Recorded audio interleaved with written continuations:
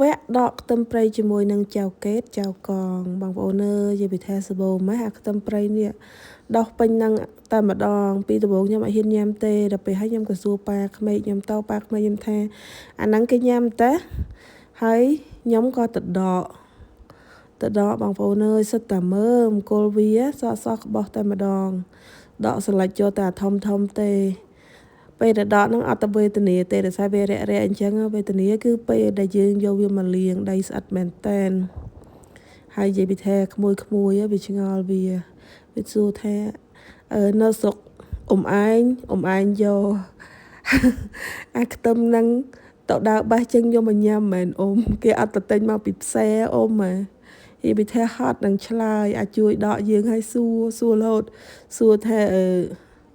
រឿងយើងដកខ្ទឹមនៅជុំវិញផ្ទះញ៉ាំអញ្ចឹងណាតែពួកគាត់នៅតែជួយបកលាងទឹកជួយដកនិយាយពីថាម្ដាយមួយជើងតែឆ្ងាញ់ណាបងប្អូនបើសិនជាយើងយកអាគល់វាអញ្ចឹងយកទៅអាំងជាមួយនឹងសាច់ចៀមប៉ាក្មេកខ្ញុំធ្វើឲ្យញ៉ាំឆ្ងាញ់ប្លែកបងហើយនៅសល់ខ្លះខ្ញុំយកវាមកបុកជាមួយនឹងអំបិលយើងញ៉ាំឆ្ងាញ់ប្លែកម្យ៉ាងដែរតា